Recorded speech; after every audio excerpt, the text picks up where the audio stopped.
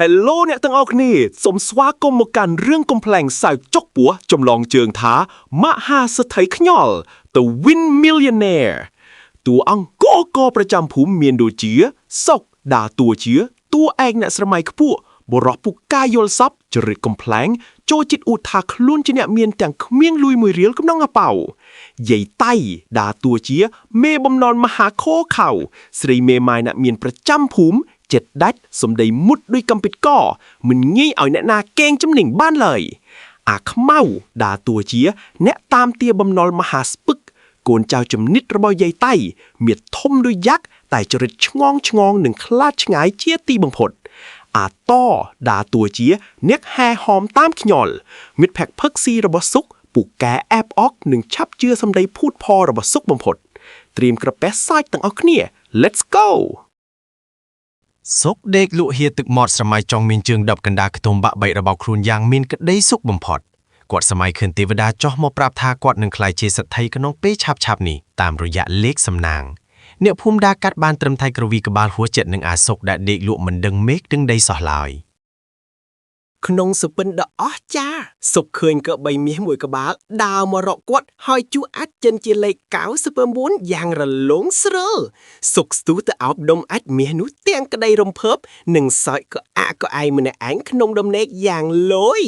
លុះភ្ញាក់ឡើងទើបដឹងថាខ្លួនឯងកំពុងអោបខ្នើយកើចាស់ធំខ្លួនប្អូនហើយក៏ប្រញាប់ទៅរកលេខឆ្នោតទិញភ្លាមសុកធ្វើដំណើរទៅផ្ទះយាយតែមេការចងការប្រាក់មហាសាហាវដើម្បីខ្ចីលុយចំនួន$2,000យកទៅវិនិយោគលើអាជីវកម្មសម្ងាត់គាត់ប្រើសម្ដីផ្អែមដោយទឹកឃ្មុំអួតប្រាប់យាយតៃថានឹងសងវិញទ្វេដងនៅថ្ងៃស្អែកធ្វើឲ្យយាយតៃរៀងទុនចិត្តបន្តិចចុងក្រោយយាយតៃយល់ព្រមឲ្យខ្ចីលុយតែត្រូវដាក់បញ្ចាំសូមបីដេកទ្រុងមន់នឹងផ្ទះបាយបាក់បាយរបស់សុកក្រោយទទួលលុយពីយាយតៃសុកប្រញាប់ទៅទិញម៉ូតូអាសង់ស៊េរីទំនើបបង្អួតអ្នកភូមិភ្លាមតែម្ដងគាត់ជិះរ៉ូតម៉ាស៊ីនឌឺអ្នកជិតខាងពេញភូមិហាក់ដូចជាខ្លួនឯងបានឈ្នះឆ្នោតមហាសេដ្ឋីលុយជាស្រេចទៅហើយអ្នកភូមិម្នាក់បើកភ្នែកធំឆ្ងល់ថាតើអាសុកបានលុយពីណាមកទិញម៉ូតូថ្មីស្លាងបែបនេះ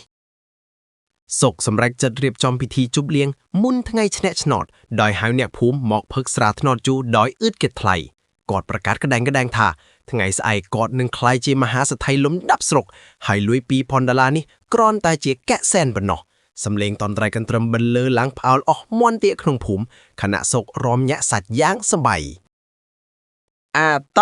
ដែលជាមិត្តភក្តិចិត្តដិតបន្ផុតរបស់សុកចាប់ផ្ដើមអែបអបយកចិត្តយកថ្លើមសុកដើម្បីបានផឹកស៊ីហ្វ្រីសុកអួតប្រាប់អាតថាគាត់នឹងទិញដីកោះនិងយន្តហោះឯជនមកជិះទៅទិញគុយទាវនៅភ្នំពេញរាល់ថ្ងៃអាតជឿស្លុងហើយក៏លើកកែវស្រាជ័យចូលជូនពរសេដ្ឋីសុកឲ្យកាន់តែមានបានថែមទៀតសុកផឹកស្រាត់ណោតជូររហូតដល់ស្រវឹងភ្នែកស្លឺដើររេតានខ្យល់ដូចមេអំបោបាក់ស្លាបកណ្ដាលវងរំគាត់ព្យាយាមរំក្បាច់ទុនសាយខឹមសត់បង្កជាការសើចសប្បាយដល់អ្នកភូមិដែលចូលរួមជប់លៀងនោះយ៉ាងខ្លាំងទោះស្រវឹងយ៉ាងណាក៏សុកមិនភ្លេចកាន់កន្ទុយឆ្នោតលេខ90កែជាប់ក្នុងដៃជានិច្ចមិនឲ្យរបូតឡើយមេឃចាប់ផ្ដើមងឹតសុកកាន់វិជុចាំមើលមកអង្គុយចាំស្ដាប់លទ្ធផលឆ្នោតយ៉ាងអន្ទះសារបំផុតអ្នកភូមិដែលស្វឹងក៏នាំគ្នាអង្គុយព័ទ្ធជុំវិញសុកចាំមើលថាតើសុកនឹងក្លាយជាសេដ្ឋីមែនឬយ៉ាងណាសំលេងវិជុរ៉ូតអេរ៉ាធ្វើក៏សុករំភើបស្ទើរតែចាំងបែកដងស្លាប់ទៅហើយក្នុងពេលនោះពិធីករវិជុប្រកាសលទ្ធផលឆ្នោតរង្វាន់ធំថាលេខដែលចេញគឺ00ធ្វើឲ្យគ្រប់យ៉ាងស្ងាត់ឆ្ងំដោយគេចាក់ទឹកសម្លាប់សុកដែលកំពុងឈរលើក្រែផ្ងាជើងធ្លាក់មកដីលឺសូផងទាំងភ្នែកនៅបើកធំសម្លឹងមើលវិជុក្តីស្រមៃខ្លាយជាសេដ្ឋីបាត់ទៅតាមខ្យល់ជំនួសមកវិញដោយបំណុល$2,000ដែលកំពុងរងចាំយាយតៃនិងអាខ្មៅធ្វើដំណើរមកដល់មុខផ្ទះសុកទាំងទឹកមុខមាំខណៈសំឡេងវិទ្យុទៅតែចប់បានបន្តិចយាយតៃស្រែកសួររកលួយដើមនឹងការប្រាក់ភ្លាមព្រោះដឹងច្បាស់ថាអាសុកច្បាស់ជាចាញ់ឆ្នោតដាច់ដាបមិនខានសុកដើរទៅតែដឹងខ្លួនពីការស្រវឹងភ័យញ័រដៃញ័រជើងរោគនឹកផ្លូវរត់គេចខ្លួនមិនចង់ឃើញសុកលួចរត់តាមបង្អួចក្រោយផ្ទះទាំងអាវកដៀតក្លៀកសម្ដៅទៅវាលស្រែដើម្បីកិច្ចពីយាយទីមេបំណុលមហាកាចគាត់រត់ទាំងទៅដាប់ទៅដួបុកទាំងចិញ្ចាំផ្ទះបាយបង្កទីសំឡេងឆៅឡៅផ្អើលដល់អាខ្មៅដែលកំពុងចាំយាមអាខ្មៅឃើញសុករត់ក៏ស្ទុះដេញតាមពីក្រោយទាំងខ្លួនធំទលុកទលន់ដោយដំរីចុះប្រេង រត់ដល់កណ្ដាលវាលស្រែសុកឃើញទីងមងមួយឈរយាមស្រូវក៏នឹកឃើញល្បិចខ្លែងខ្លួនដើម្បីបន្លំភ្នែកមេបណ្ណុលគាត់ប្រញាប់ដោះអាវនឹងមុខរបស់ទីងមងមកពាកហើយឈររឹងដោយរូបសំណាកនៅកណ្ដាលវាលស្រែស្ងាត់ជ្រងំយាយតៃនិងអាខ្មៅដេញតាមមកដល់ក្បែរនោះតែមើលមិនស្គាល់ថាទីងមងនោះគឺជាសុកឡើយ សុកព្យាយាមឈរឲ្យនឹងបំផុតទោះបីជាមានសត្វស្រមោចក្រហងឡើងខំជើងនឹងខ្លួនប្រអាងយ៉ាងណាក៏ដោយគាត់ខំថ្មីងសង្កត់ចិត្តមិនហ៊ានគំរើកសូម្បីតែដកដង្ហើមកូតដកតិចតិចខ្លាយអាខ្មៅស្ដាប់លឺសំឡេងអាខ្មៅដើរកលឹងជំវឹងទីម៉ងលក់ទាំងសង្ស័យតែមិនដឹងថាអាសុកលាក់ខ្លួននៅកន្លែងណាក្នុងវាលស្រែនេះដោយសារតែចង់បត់ជើងតូចអាខ្មៅក៏ឈប់នៅក្បែរទីងម៉ងសុករួចរៀបចំដកខ្សែក្រវ៉ាត់ធ្វើការភ្លាមតែម្ដងសុកភ័យស្ទើរលិចនោមតាមមែនតែនព្រោះអាខ្មៅឈរជិតបំផុតរហូតដល់ធំក្លិនញើសក្រអូបឈ្ងុយ